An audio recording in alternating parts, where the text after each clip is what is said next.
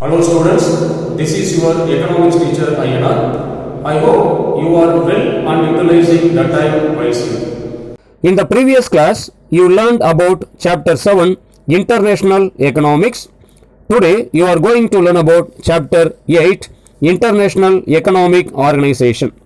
First, we will discuss meaning of IMF, objectives and functions of IMF, and the International Bank for Reconstruction and Development, that is IBRD or World Bank. Student, watch this video very carefully till the end. Fine, let us enter into the topics.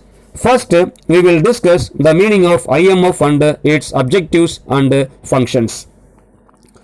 In the previous chapters, we have studied the basis of trade, gains from trade, terms of trade, balance of payments and foreign exchange. The Great Depression of 1930s and World War II led to purely nationalist policies in which almost every country imposed trade restriction, exchange controls and exchange depreciation so as to boost export and to restrict imports considerably. The Bretton Woods Conference proposed IMF, World Bank and International Trade Organization in 1944. The IMF and World Bank were started in 1945. Instead of ITO or International Trade Organization, an interim arrangements was made and named GATT, General Agreement on Tariff and Trade. The GATT was transformed into WTO, that is World Trade Organization, from 1995. The IMF, IBRD and World Trade Organization headquarters are presented in the table. International Monetary Fund, IMF, headquarters Washington DC, year of establishment 1945. World Bank, headquarters Washington DC, year of establishment 1945. World Trade Organization, headquarters Geneva, year of establishment 1995. Next, you are going to learn about International Monetary Fund. The purpose of International Monetary Fund is to secure and promote economic and financial cooperation among member countries. The IMF was established to assist the member nation to tide over the balance of payments disequilibrium in the short term. At present, the IMF has 189 member countries with the Republic of Nauru joined in 2016. Objectives of IMF. First objectives, to promote international monetary cooperation among the member nation. Second, to facilitate faster and balanced growth of international trade. Third, to ensure exchange rate stability by stopping competitive exchange depreciation. Fourth, to eliminate or reduce exchange control imposed by member nation. Fifth, to establish multilateral trade and payment system in respect of current transaction instead of bilateral trade agreements. Sixth, to promote the flow of capital from developed to developing nations. Last, to solve the problem of international liquidity. Next, functions of IMF. There are some important functions of IMF. First, bringing stability in exchange rate. The IMF is maintaining exchange rate stability and enhancing devaluation criteria, restricting members to go in for multiple exchange rates and also to buy or sell gold at prices other than declared par value. Second, correcting balance of payments disequilibrium. The IMF is helping the member countries in eliminating or minimizing the short period disequilibrium in their balance of payments either by selling or lending foreign currencies to the member nation. Third, determining par values. IMF enforces the system of determinations of par values of the currencies of the member countries. According to the articles of agreements of IMF, every member nation should declare the par value of its currency in terms of gold or US dollar. Under this article, IMF ensures smooth working of the international monetary system in favor of some developed countries. Fourth, balancing demand and supply of currencies. IMF is entrusted with the important functions of maintaining balances between demand and supply of various currencies. The fund, that is IMF, can declare a currency as scarce currency which is in great demand and can increase its supply by borrowing it from the country concerned or by purchasing the same currency in exchange of gold. Fifth, reducing trade restriction. The fund also aims at reducing tariffs and other trade barriers imposed by the member countries with the purpose of removing restriction on remittance of the funds or to avoid discriminating practices. Sixth, providing credit facilities.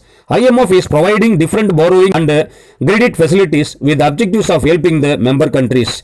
These credit facilities offered by it includes basic credit facility, extended fund facility for a long period of 3 years, compensatory financing facility and the structural adjustment facility. The functions of the IMF are grouped under 3 heads. First, financial, second, regulatory, third, consultative. The fund has created several new credit facilities for its members. Chief among them are: first, basic credit facility. The IMF provides financial assistance to its member nation to overcome their temporary difficulties relating to balance of payments. A member nation can purchase from the fund other currencies or SDR in exchange for its own currency to finance payment deficits. The loan is repaid when the member repurchases its own currency with other currencies or SDRs. A member can unconditionally borrow from the fund in a year equal to 25% of its quota. This unconditional borrowing right is called the reserve tranche. Second, extended fund facility. Under these agreements, the IMF provides additional borrowing facility up to 140% of members' quota over and above the basic credit facility. The extended facility is limited for a period up to 3 years and the rate of interest is low. Third, compensatory financing facility. In 1963, IMF established a compensatory financing facility to provide additional financial assistance to the member countries, particularly primary producing countries facing shortfall in export earnings. In 1981, the coverage of the compensatory financing facility was extended to payment problem caused by the fluctuation in the cost of cereals inputs. Fourth, buffer stock facility. The buffer stock facility financing was started in the year 1969. The purpose of this scheme was to help the primary goods like food grains producing countries to finance contribution to buffer stock arrangements for the stabilizing of primary product prices. Fifth, supplementary financing facility. Under the supplementary financing facility, the IMF makes temporary arrangements to provide supplementary financial assistance to member countries facing payments problem relating to their present quota sizes. Sixth, structural adjustment facility. The IMF established a structural adjustment facility in March 1986 to provide additional balance of payments assistance on concessional terms up to the poorer member countries. In December 1987, the enhanced structural adjustment facility was set up to augment the availability of concessional resources to low-income countries. The purpose of SAF and ESAF is to force the poor countries to undertake strong macroeconomic and structural programs to improve their balance of payments positions and promote economic growth. Next, achievements of IMF. The main achievements of International Monetary Fund are as follows. First, establishment of Monetary Reserve Fund. The fund has played a major role in achieving the seizable stock of the national currencies of different countries to meet the foreign exchange requirements of the member nations.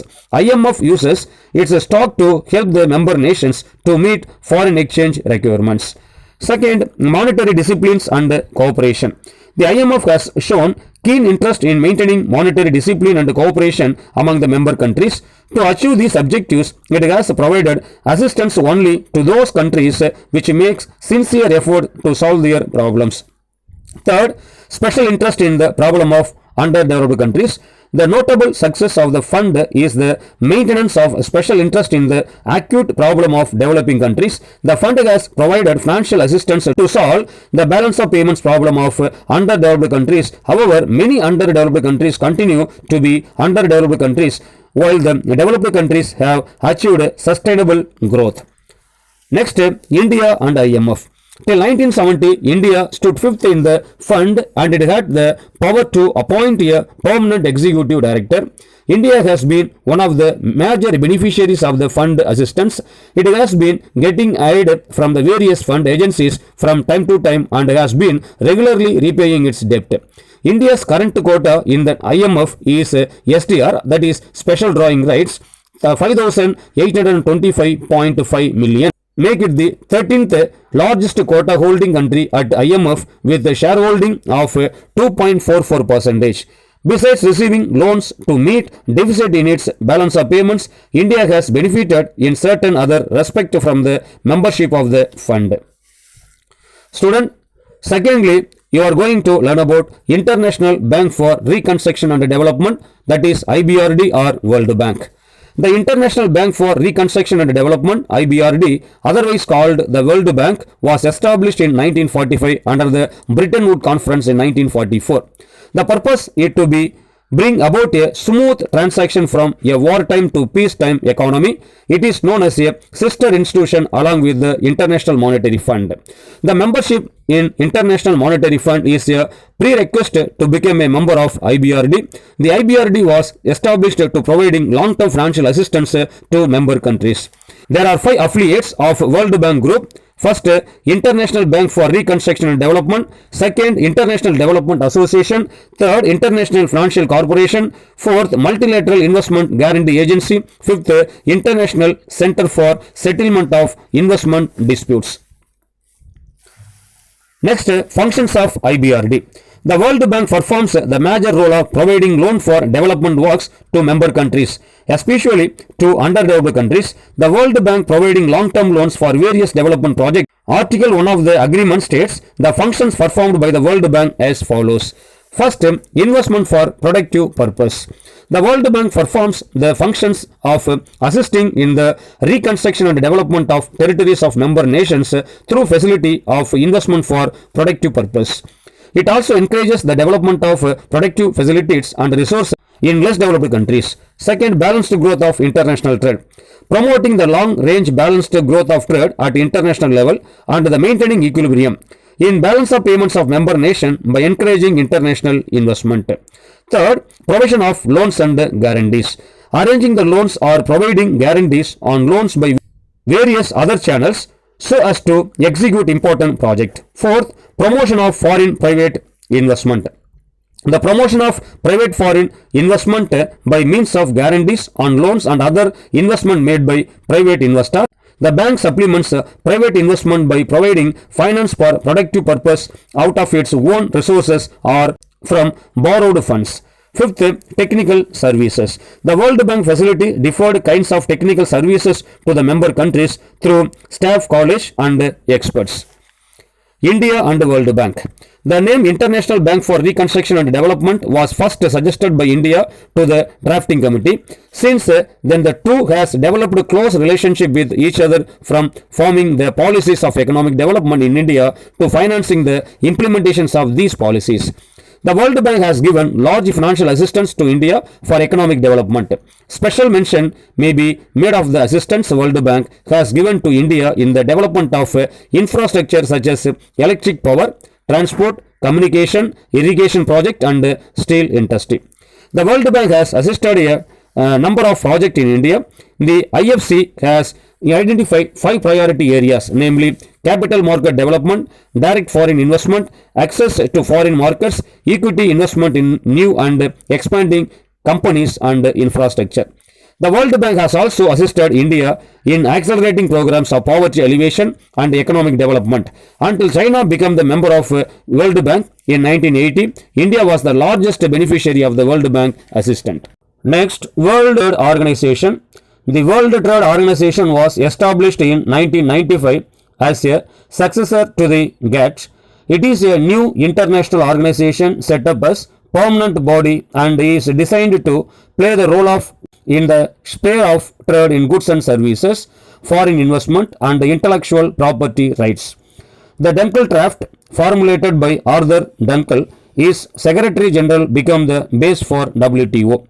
Every 2 years, the member countries' Commerce Minister Conference are being organized to discuss and settle the important source and trade related matters.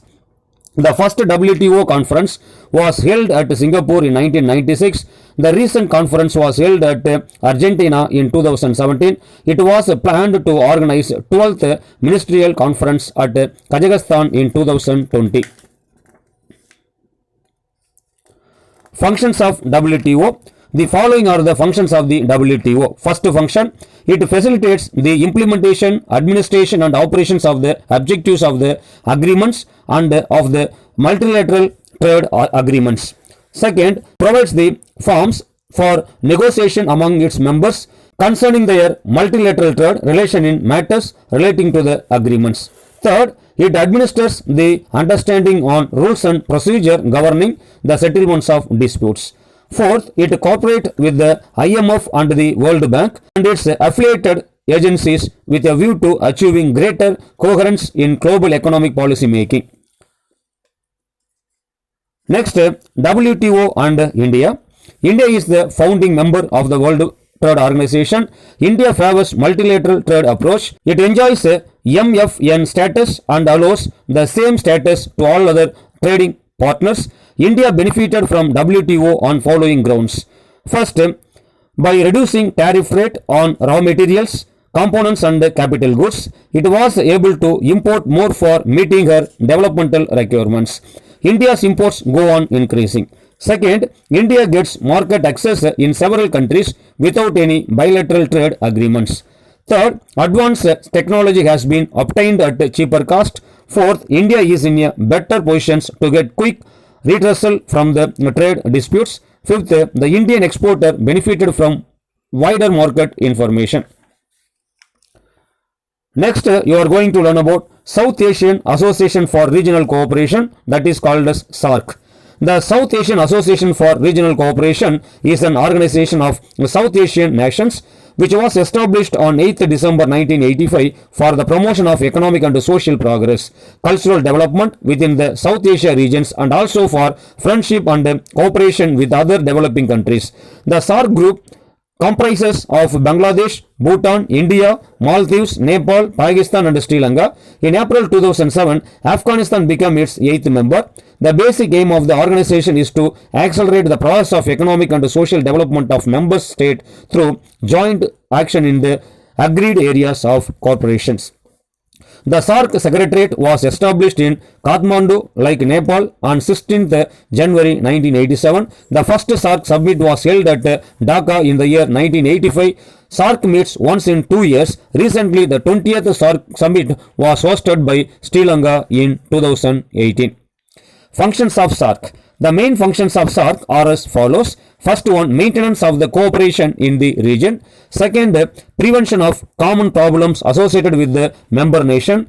Third, ensuring strong relationship among the member nations. Fourth, removal of the poverty through various package of programs. Fifth, prevention of terrorism in the region.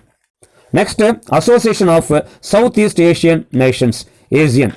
ASEAN was established on 8th August 1967 in Bangkok by the 5 original member countries Indonesia, Malaysia, Philippines, Singapore and Thailand. Later, Brunei Darussalam, Vietnam, Laos and Myanmar and Cambodia joined. Besides 10 members of the ASEAN, there are 6 dialogue partners which have been participating in its deliberations. They are China, Japan, India, South Korea, New Zealand and Australia. The Asian nations are expected to benefit from the FTA as it will reduce tariff and non-tariff barriers. The common historical and cultural background made the member countries to maintain their unity and solidarity by establishing a trade bloc. Foreign trade is the lifeblood of the Asian countries following globalization and prudent macroeconomic policies. The Asian Summit of the heads of the government of member countries is the highest form for Asian cooperation. Its meetings are held once in 3 years. The Asian Ministerial Meeting of Foreign Minister is the next highest decision-making body. India relationship with the ASEAN started in 1992 when India became a sectoral dialogue partner of ASEAN. The geographic proximity of Asian countries to India facilitates faster export and lower freight cost.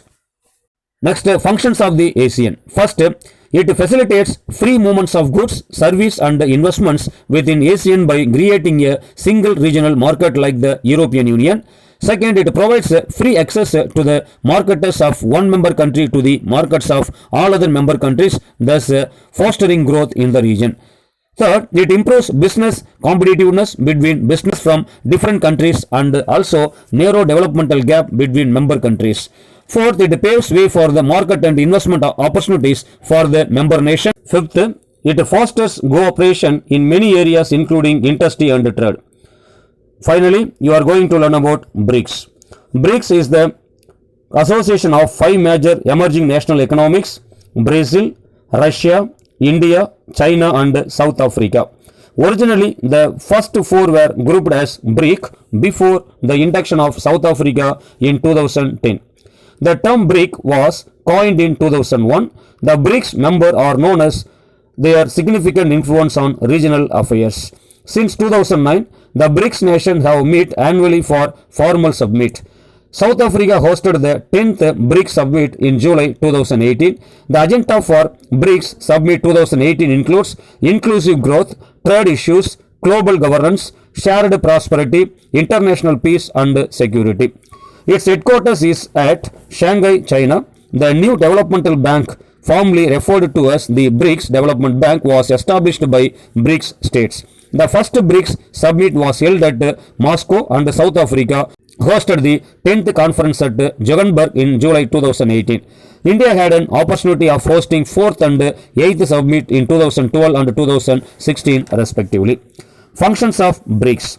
First, it acts as a promoter of more legitimate international system and also advocating reforms of the UN Security Council.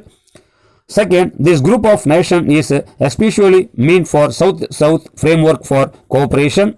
Third, it performs as an agent to bridge the increasing gap between developed and developing countries. For instance, into the WTO and the BRICS countries are emphasizing to promote a fair order regarding agricultural policies.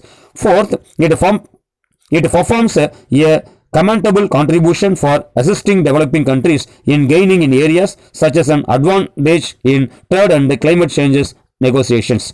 Fifth, it disseminates information and exchange platforms beyond economic cooperation. Sixth, it acts as a catalyst in protecting the interest of middle powers of global form. That's all for today. We will continue in the next class. Finish the assignment by clicking the link below.